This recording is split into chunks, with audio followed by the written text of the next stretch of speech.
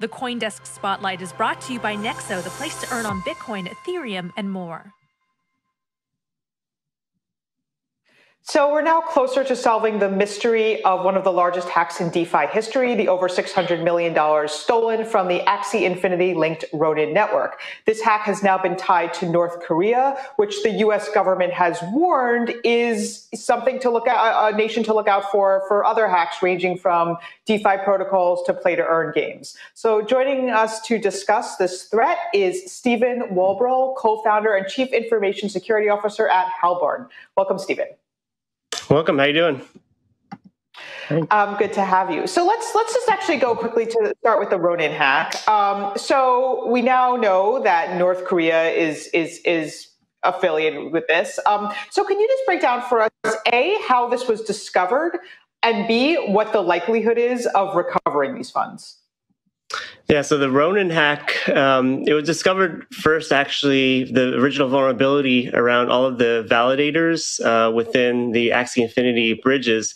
Sky Maven was the developer for this bridge, and really the reason it was in place was for funds that typically, have high gas fees on Ethereum to make it a lot cheaper, easier, and faster. So they're using validators, which are usually found in a proof of stake type of network. And the way they had it was that the multiple keys would be used, like 5 of 7, in order to allow transfers to happen.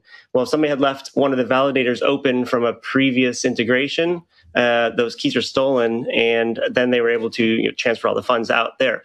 So finding the actual hackers and identifying them to be from North Korea, this is done through a lot of blockchain analytics when they try to liquidate out funds through different things like exchanges, but also sending it to Tornado Cash.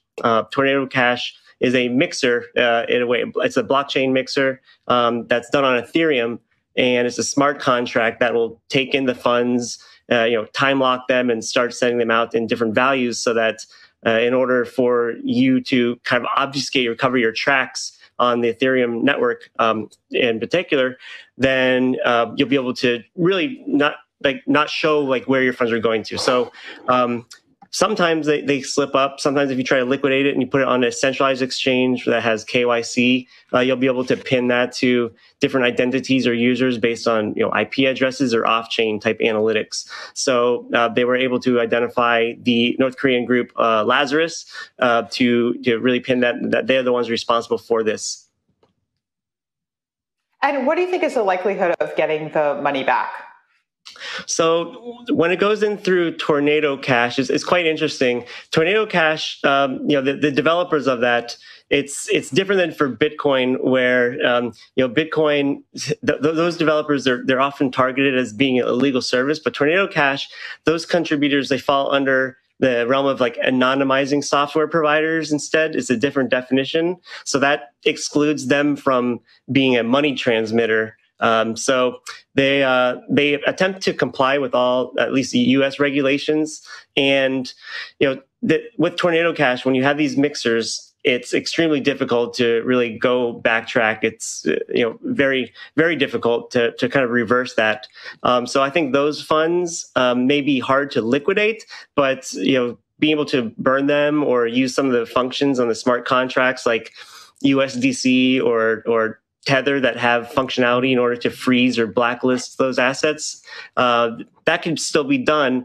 However, once it goes through Tornado Cash, you won't really be able to pin and know exactly where the funds originated from. So I think some of the funds may be maybe not recoverable. Maybe they could be burned and locked and then just reminted. But as far as receiving them back, it's really partially, I think, not all of it. So the U.S. government has warned that this is not a one-off thing. What do we know about North Korea's crypto hacking operation? So there's the Lazarus organization. They're not the only ones that do this activity. There's a lot of different hacker groups that come out from Russia. There's from China. There's been several in Romania. And it's not just blockchain hacker groups. They see within like Web 2 world and the normal cybersecurity world, there's different organizations that are often tracked down, and you find these like syndicates of criminal rings that are focused on different aspects. Some of them are often focused on like drug cartel, or some are on usually the darknet or Tor. For blockchain ones, it seems that North Korea and ones from China are kind of making a name for themselves in this space in certain ways. And this activity, it's easier to detect when when there are hacks happening or malicious activity by these groups, because everything is written on chain. You could see the transactions that go from one address to another address and trace that down through blockchain analytics or through services like Chainalysis or Elementis. But when you do this, you really don't know exactly who's behind those addresses until either it's liquidated out through an exchange or somebody exposes themselves through some bad metadata or bad tradecraft practices, which is kind of doxing yourself in a way. So once these adversaries dox themselves, that's when they'll really expose which syndicate that they're involved with. So, Steven, first of all, love the guitars in the background, but second of all, it seems like the big weakest link here always seems to be an issue about social engineering as the way in which these hacks come about. Is that the case in this case? And are we learning anything about the methods by which that's done, particularly from North Korea? Is there like a playbook that they have that could sort of alert people in the future, like, hey, you know what? If you meet somebody on Tinder, they're probably after your keys here. Yeah, so you're exactly right that social engineering is usually the most often way that these hacks happen. For this in particular, it's more around taking the appropriate security measures on, I would say like legacy or forgotten about assets, and also configuring infrastructure correctly. That's the case of how this was compromised, at least for the Axie Infinity DAO. In a normal situation, social engineering is often the way that that hackers will get in, will get keys, or will be able to trick users or even communities. We often see these like very, very sophisticated attackers can bring it down to very simple, non-technical ways of compromising. And one example is with communities like on Discord or Telegram. If you have new token releases or a new project that's coming out that is actually legitimate, what they can often do is take all those legitimate projects and copy their release, pretend like it's an ICO, and then scrape all the community members, bring them into their own channel, and then start acting like they're the ones that are going to release like a token or have some new blockchain project that's like early on, or the alpha NFT set, and people are so they think that they're like the first ones into the door to get the project, and then they just get tricked and end up buying like a fake version of that, and can get stolen or give up their keys that way.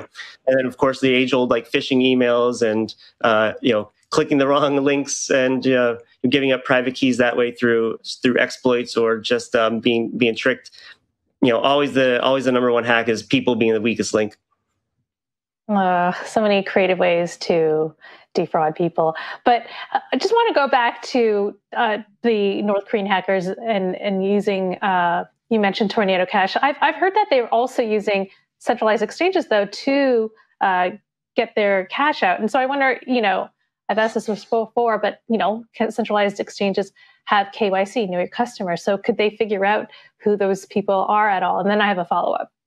Yeah, actually, yeah, for sure. Any KYC exchange, different countries have different regulations.